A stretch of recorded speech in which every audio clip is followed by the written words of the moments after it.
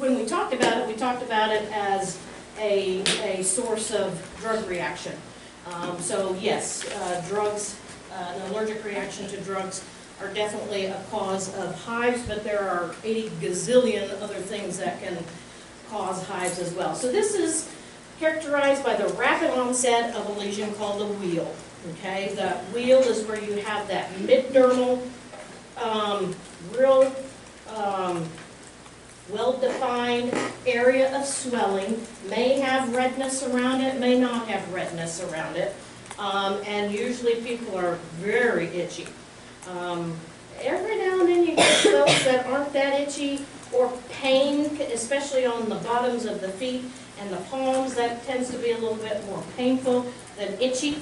But I have, gosh, I for some reason saw tons of hives or urticaria in my practice, and I saw people that were just so miserable with hives. I mean, just, you could tell they just wanted to crawl out of their skin, or anxiety. They were just almost in just a state of hysteria almost, just because they were so, they just felt like their skin was crawling, they would say, and I just really felt bad for these people.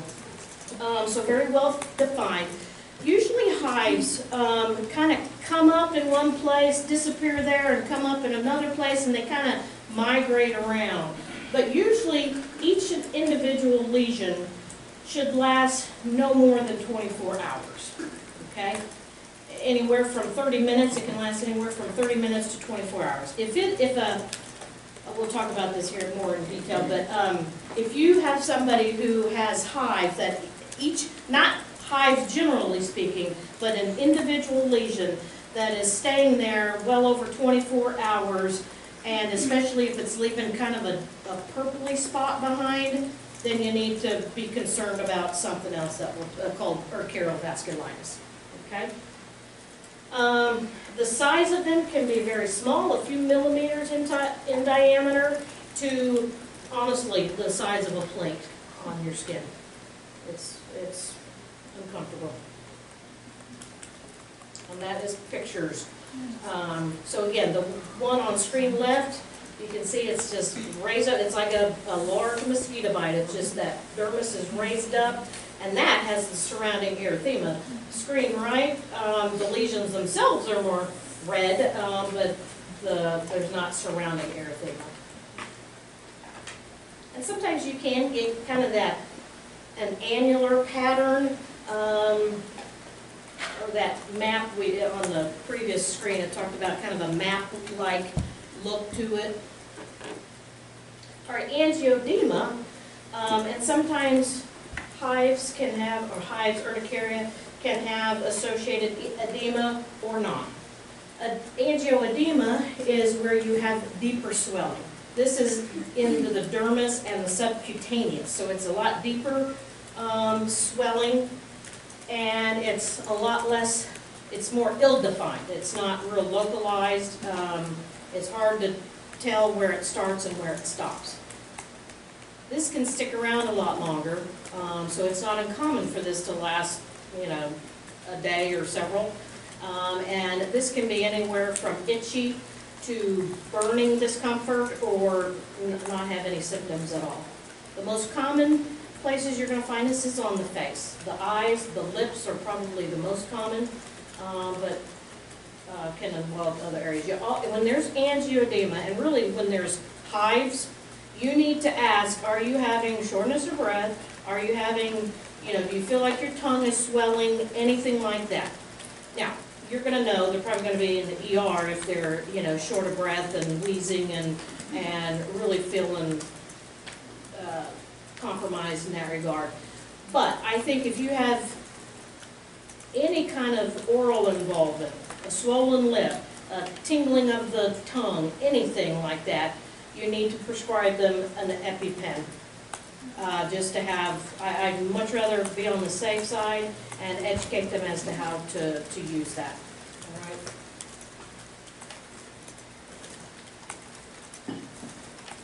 Angioedema can also affect internally, can affect your respiratory tract, which we talked about, but also the GI tract. So sometimes with people that have GI edema, or edema in the GI tract, will have problems with diarrhea, cramping, things like that. You basically have two subsets. You have the urticaria that is due to histamine release, and then you have a hereditary pattern of angioedema, or the pattern that's associated with the ACE inhibitors. The hereditary angioedema, oops, typo, angioedems, is due to a C1 esterase inhibitor deficiency. Okay, so we'll talk about that a little bit. If you have concerns about that, you're going to test for that to be able to distinguish that. And here are some examples of angioedema. I would say urticaria without angioedema is by far more common. Thank goodness. This guy has kind of a mixture. You can see the raised wheals on his face, and then the angioedema to his eyes. It's probably pretty miserable. And this is not age discriminatory. I've seen little kiddos, babies, up to elderly people. They have a definition for acute versus chronic urticaria. Acute urticaria, I always have urticarial. There must be something I hit when I'm doing that, sorry, because I would catch myself numerous times having to go back. So acute urticaria is where it is less than 6 weeks in duration. The definition for chronic urticaria is if it's been around for 6 weeks or longer. So the main thing, as we've talked about before, is that causes this particular wheal or the swelling is mast cell degranulation and the release of histamine. It also, you get some other inflammatory cells involved, but the histamine and the release from the mast cells are the main thing. So there are 18 gazillion things that can cause these mast cells to degranulate. I mean, this is probably not even all of them. Infections, that's a big one. Especially your viral infections, especially in kiddos. 80%, that's the 80% of the cause of hives in kiddos. Some other, I always ask about if I've got especially a chronic, either or, chronic or acute, I always ask about urinary tract symptoms, infection symptoms, are you know, frequency, dysuria, all that, sinus infection, tooth abscess, those are infections. I've seen UTI and or sinus infection be the cause of a number of cases of urticaria. Now, some of the, like H. pylori, hepatitis, those are probably more associated with your chronic hives, and that's, you know, if you've got a person with chronic urticaria and you're asking all the review systems, you probably want to ask about, you know, any symptoms, you know, epigastric pain, GERD, that sort of stuff that might go along with your H. pylori infection. Drugs, we talked about all that last week. IV drugs too, your vaccinations, that's not IV, but your vaccinations and your contrast media can cause that as well. Foods. In kiddos, you always have to think about milk and dairy products, eggs, wheat, peanuts, fish, or the big ones. You're going to see probably more food causes in your children versus your adults, but it's something you always have to think about. Obviously, inhalants, you know, various molds and pollen and dust mites, things like that. Stress, good heavens, that causes everything. I'm surprised you all aren't all having hives all over your body. Systemic diseases, the big ones there are your lupus or your connective tissue diseases and thyroid disease. All right, you need to know those two. And you actually, work a person up for that with chronic urticaria. You can also have kind of a, almost like an id reaction. Have you heard of that term? Id, ID? Yeah, no? Okay, I don't think, not much. Id reaction is kind of where you have a just a reaction almost to the reaction. The most common thing is stasis dermatitis. When people have venous stasis insufficiency, they are very, very prone to getting intermittent or chronic eczema changes called stasis dermatitis to the lower legs. Okay, it just looks like eczema, and it's very itchy. That is well known to cause an id reaction, to where this is your primary source of your problem, but then you can get more of a generalized rash just from your body kind of getting revved up from that. Okay? You guys hot in here? Rashing like me?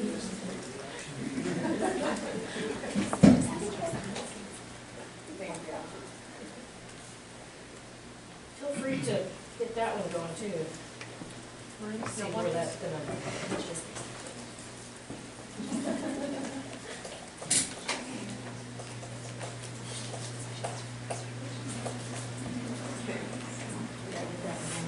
I'm always sweating.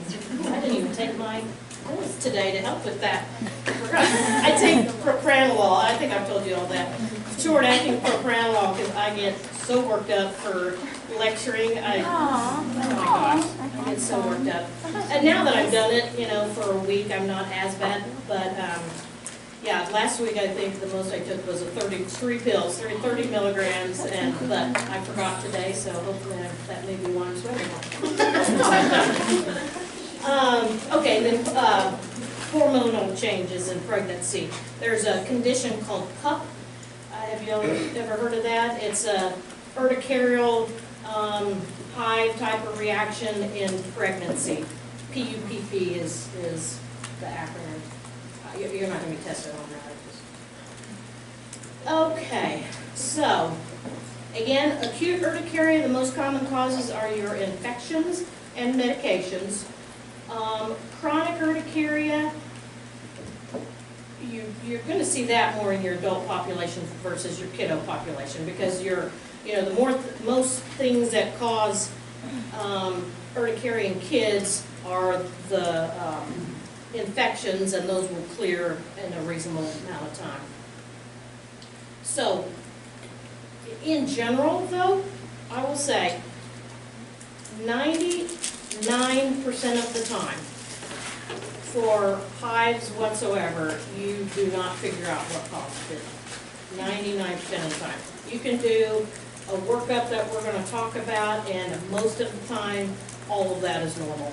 I mean, sometimes you can get out of history that, oh, I had a medication, or I was sick, or something like that, but most of the time you never figure it out. And it's so frustrating for the patient, because they want to know exactly what caused this rash, and so I can never ever do that again. And it's just not that easy.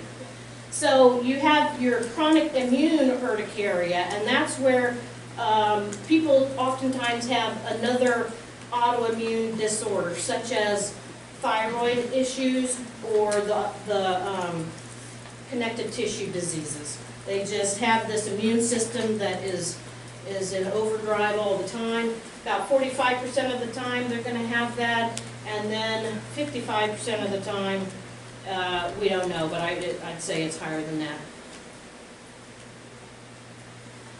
Okay, and this next statement, the main thing to get out of that, you don't need to know in 1 year, X number will be cleared. The main thing is that hives will stick around, chronic hives will stick around for a long time. Okay, it can be years, and I tell my patients that. I don't know, it could stop in 2 weeks, or it could be several years from now, months to years from now, before your body decides to settle down and quit doing this, acting up like this. There's another form of hive that's kind of a variant of chronic hive called physical urticaria. And these are where a physical stimulus is what gets that mast cell degranulation. And there's a number of physical hives. Probably the most common one is that top one called dermatographism. Anybody heard of that? Yeah, you haven't. Oh, man. I think I've got it a little bit too. Just because sometimes I just get real itchy and I don't get this is where shearing forces against the skin will cause that mast cell degranulation and the histamine release. So you basically can write your name in people's skin like this, and you will test this. You'll get a tongue blade and just scrape it across the skin, and it will hive up right where you scrape the skin like that. Now, I think sometimes it doesn't get to be an overt wheal, but sometimes, I mean, we're all going to turn a little bit red, you know, maybe when we do that, but I think it's more marked and sticks around longer, a little milder case. So I'll find a number of people that I feel are mildly dermatographic with just widespread itch and without any rash to speak of. I will then, you know, scrape their skin, and if it starts getting real red and sticks around for a pretty long time, more than it normally should, then that's how I treat them. Cold urticaria is when you touch your skin against something cold and it hives up. Delayed pressure urticaria, I see this quite a bit too, where after prolonged pressure you develop hives. I will see it in somebody, you know, when they're leaning against their arm up against the chair, a tight-fitting bra or pants, it will present itself that way. Feet and palms, oh my God. Palms and feet will be the most prominent.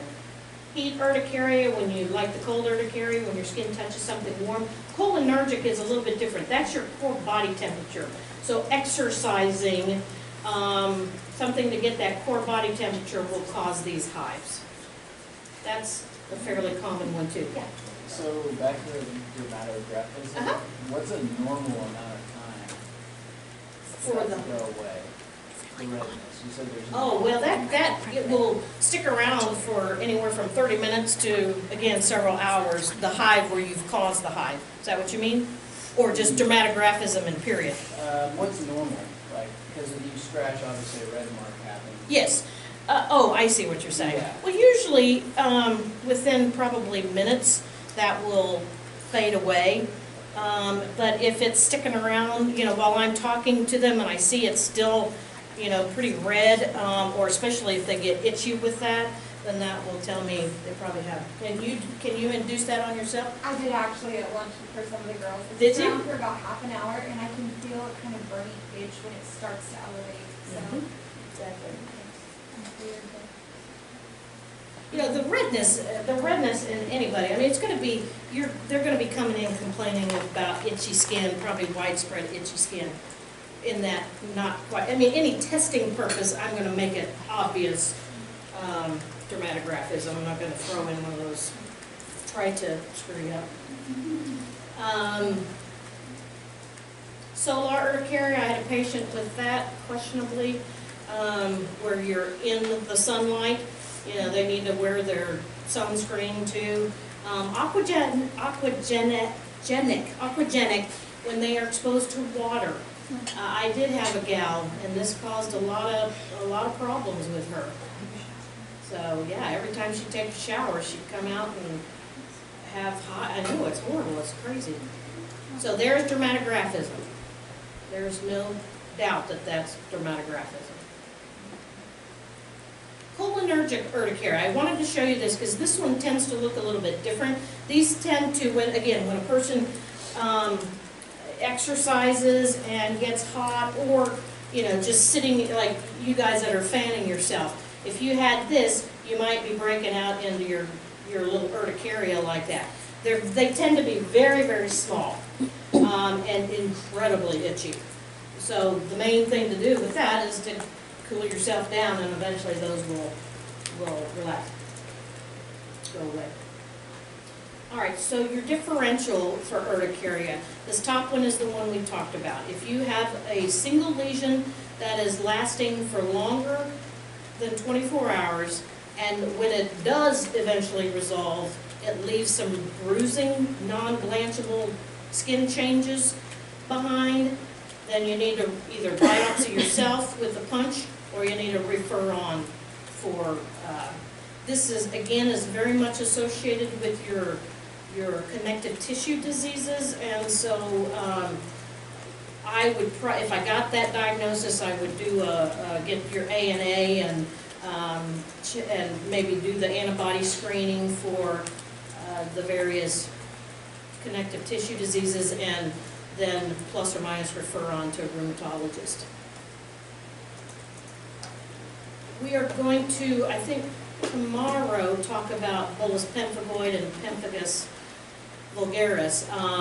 Sometimes in the early stages of BP, you will get urticaria. So really the only way you can tell is via biopsy. Urticaria pigmentosa, this is kind of an interesting thing. You see this more in kiddos, and this is where you have like a localized area of increased mast cells, mastocytosis. Cutaneous in the skin, increased number of mast cells. And they tend to be, the lesions tend to be flat and just kind of like a tan color. But then when you scratch over it, it hives up and gets real itchy and symptomatic. Okay, I've got a picture of you, so I'll show it to you. Papular urticaria is just bug bites. That's the fancy term we use for bug bites. And that, again, you're going to see more. They tend to be smaller rather than the plate size. And they tend to be kind of in a group of 2 or 3 or more, breakfast, lunch, and dinner sort of a thing. Okay, so here's the Urticaria pigmentosa. So just see the little tan, almost like a post-inflammatory hyperpigmentation. And see that one lesion right here? They probably rubbed that with their fingernail or a tongue blade and got it to urticate. Okay. There's a term for that. Derriere sign, I think. I'll look that up. Derriere sign, I think. So if you see a kiddo like this, and you're like, oh my God, what is going on here? Scratch over one of those little spots and see if it starts to raise up and become red and also might say, yes ma'am. Does that make it different than the cafe au lait spots? Yes, that's melanin. That is pigment cells, true pigment cells. This is just not true pigment cells, it's just a darkening of the skin. Do they always have the spots? Or is that just like come on and then it'd be scratched? Yes. Yeah, probably yes. They will have the spots there, and then when you scratch them, or there's certain medications like, I know a lot of your pain medications will tend to encourage that mast cell degranulation. So when they take certain things or they get hot, they may get more symptomatic. The good thing is kiddos generally outgrow this given several years. And you tend to treat them more with antihistamine depending upon how symptomatic they are. It's more just reassuring this is nothing serious, although it can look serious, and eventually he'll outgrow it. Do they, or what color are they in kids that are darker skin? It's more of a purpley brownish, and again, it's going to kind of depend upon your baseline pigment. You know, a true melanocytic lesion is like a mole, okay? This is not melanocytes, an increased number of melanocytes there. It's just, I don't even know how to explain it. But anytime we get inflammation in the skin, and that inflammation goes away, it leaves behind a darker pigment and or lighter pigment that we call post-inflammatory hyperpigmentation. Tends to be more that color.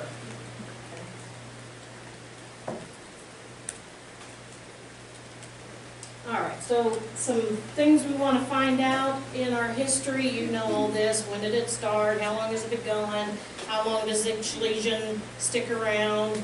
Have you had any swelling of the lips or tongue or eyes or anything like that? Try to get some history about any different foods you may have eaten, you know. All of a sudden, they started, well, did you go out for seafood or any unusual food that you don't normally eat or something like that? Illnesses, change in medications, occupation, travel, hobbies, exposures to allergens, things like that. Family or personal history of atopy. Remember that word, atopy? You always want to try to determine, is this a physical hive or a non-physical hive? And have we had, do you respond to the aspirin or the non-steroidal anti-inflammatory medications? All right, so most of the time, you're just going to make the diagnosis by the exam, especially, I think, if it's an acute urticaria. If they've only had this for a couple of weeks, unless there's something that makes me think I need to biopsy, I'm not going to biopsy. Excuse me. Stuff right here. I don't want to be gross. Now, a chronic urticaria, I might be a little bit more apt to biopsy, but again, we'll talk about that here in a second. If you are at all suspicious of urticarial vasculitis, you have to biopsy or refer to somebody who can biopsy. Most of the time, again, with acute urticaria, I'm not going to do $1 million workup. I'm going to ask some questions about drugs, medications, things like that. See if I can get to a source of it. I'll treat them and pray to God that it comes back, or have them, you know, saying, let's just follow up here in 6 weeks and see how they're doing. If they're not doing any better, then I might do a more thorough workup. Because again, most of the time you can do a gazillion-dollar workup and it's all normal. All right, so if you always need to think about, consider a food diary, especially if it could be acute onset, intermittently. You know, it's not chronic all the time, every day of their life, but it comes up, sticks around for a couple of weeks. Next time they have this particular food item. Does that make sense? Okay.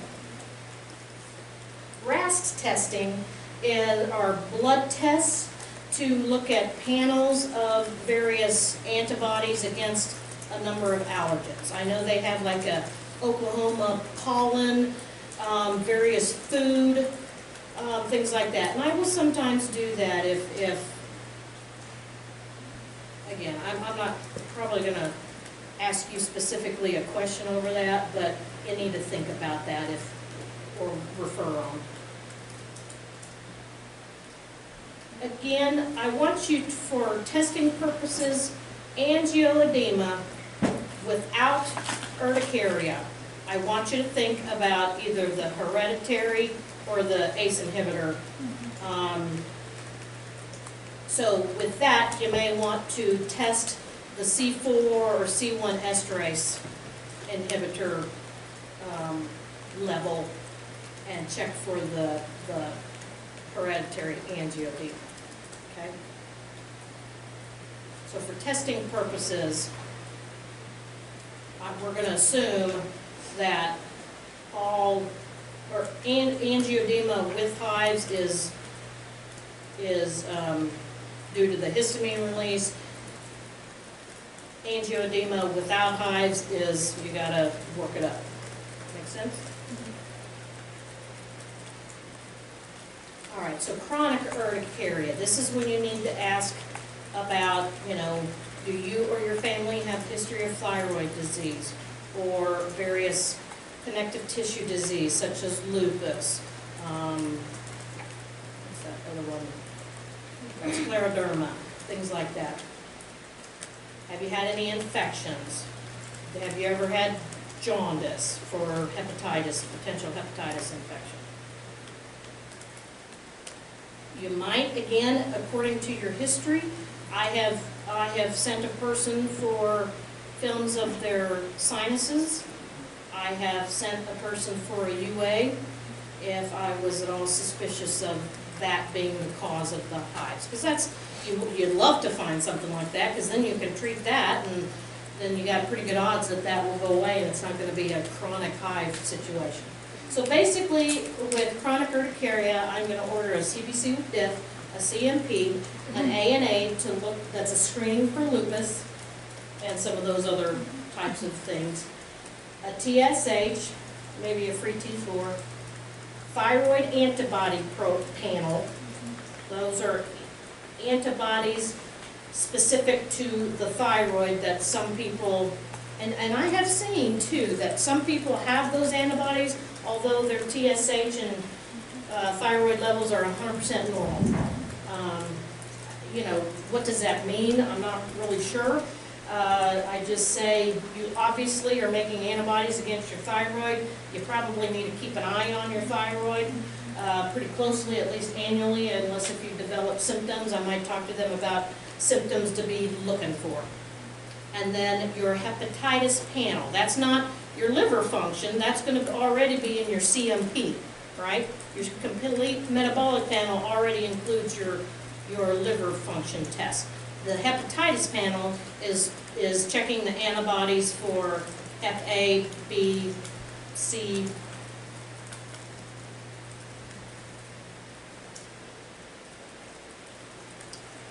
All right, treatment for acute, again, this is usually self-limiting, but they need to get more comfortable.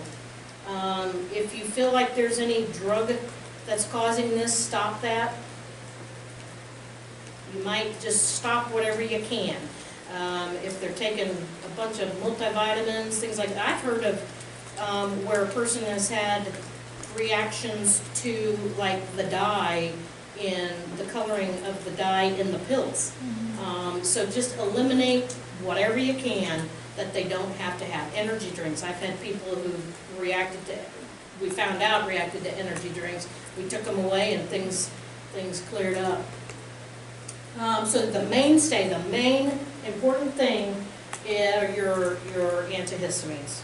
Your class 2 or your second generation are the mainstay. They tend not to make people drowsy. People have to work and function through the day, so you can't expect them, most people, to be able to function taking, you know, 2 Benadryls 4 times a day.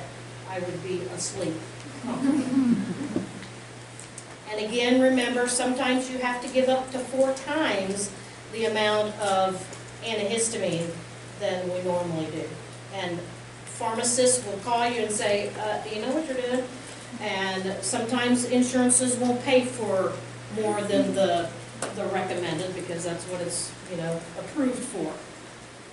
So sometimes you have to tell people, your insurance will pay for 1 pill a day, but I would like you to take 3 pills a day, so you may need to supplement with something over the counter.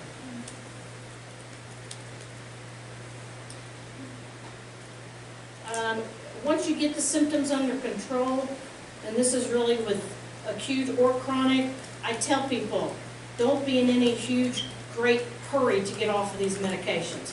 Because sometimes, as soon as you take that antihistamine away, they start flaring right back up. So I usually tell them, you know, we want it to be cleared, and then stay on that medication for a few weeks after the symptoms have become clear, and then taper down. What I might say is I oftentimes will give the non-sedating antihistamines in the daytime and a more sedating antihistamine at night, hydroxyzine or over-the-counter Benadryl at nighttime to help them rest. What I would do is I'd take that evening time antihistamine away first and see how they do. And then if they're taking two second generation, take 1 away. You know, don't just cold turkey it. Otherwise they'll be mad at you. You know, obvious things, don't irritate the skin right now, so have them do hypoallergenic products. There's a product line called Banacreme that I really like. And that's what I always recommend when I'm just wanting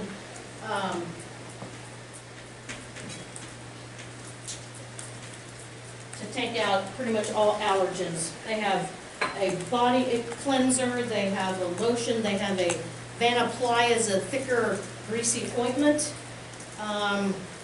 They have shampoos, things like that. It's not, they may have to go to a CVS or Walgreens and ask them to order it. They probably have the big tub of the cream, but they may not have some of these other products. But you might just look that up for future when you are practicing and be able to recommend these products.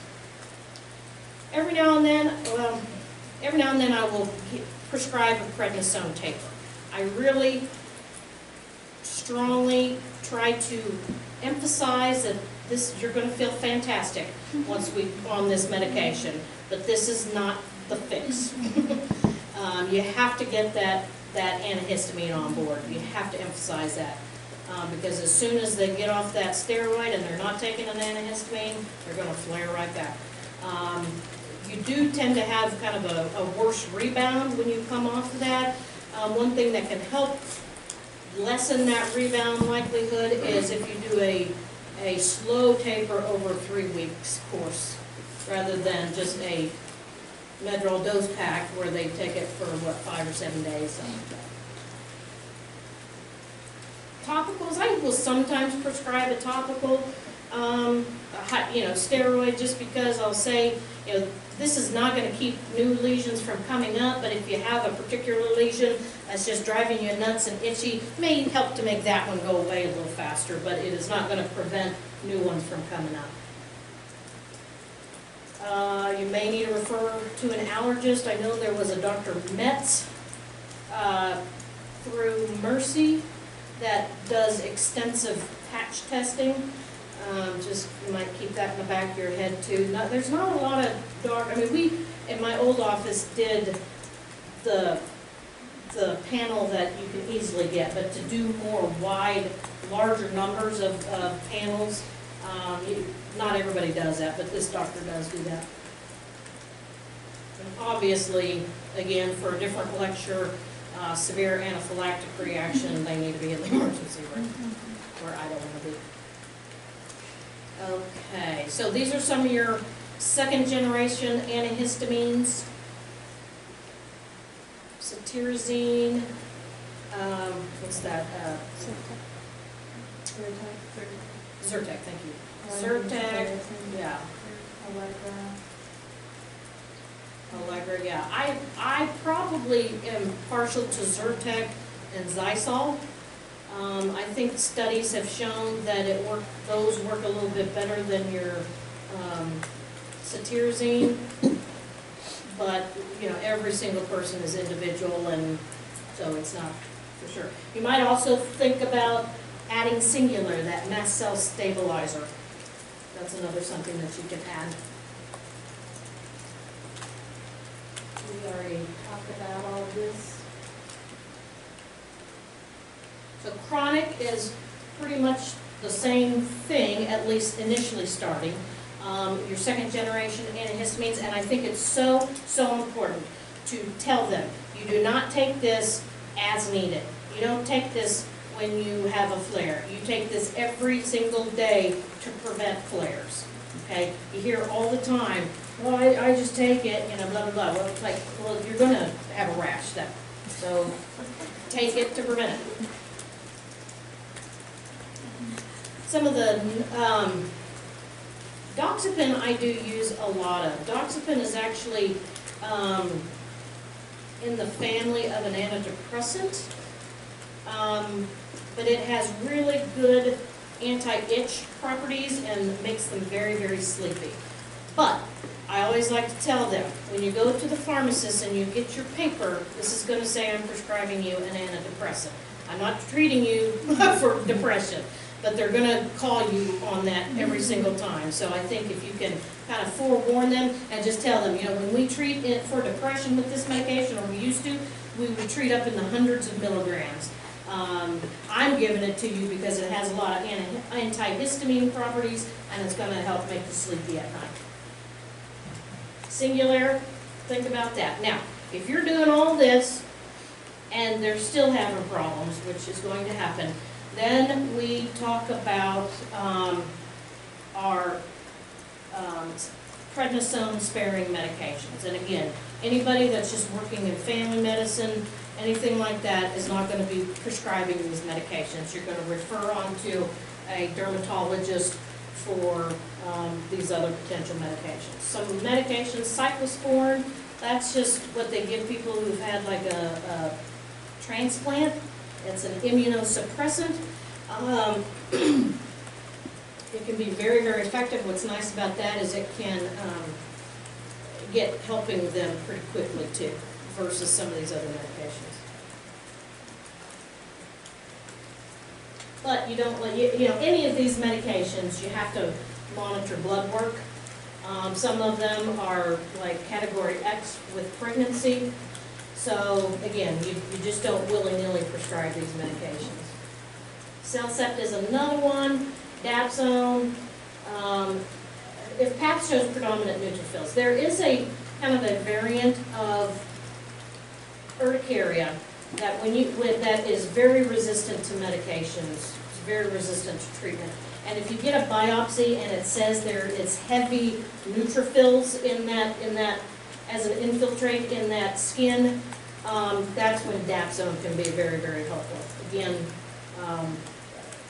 the dermatologist is going to be prescribing that. They actually have come out over the last few years with an injectable medication called Xolair. It's the monoclonal antibody. And it was about 50-50, I'd say. Some it worked remarkably, and then others not so much. So, yeah, I had one guy, I take that back. But he probably he had thyroid issues, he had lupus, he had just autoimmune everything. It did not work so well with him, but pretty much everybody else, it worked a lot. H2 blockers, again, I mentioned the other day that sometimes people will add your H2 blockers, such as your Zantac or something like that. It's very debatable as to whether that really helps or not. It's certainly not first line. But if you just, like I said, want to throw everything but the kitchen sink at it, then try it. The 65% positive response rate to the omalizumab in combination with, you don't need to know all this stuff. Just be familiar with that there is an injectable Xolair, and be familiar with that name. Again, your cyclosporin that we talked about can be very effective, but it can affect your blood pressure, so you have to very frequently monitor renal function and some other stuff, your lipids, magnesium. Okay, that's that for that one. I've got another quick talk, and then you'll be out of here, okay? I know you guys are exhausted, so.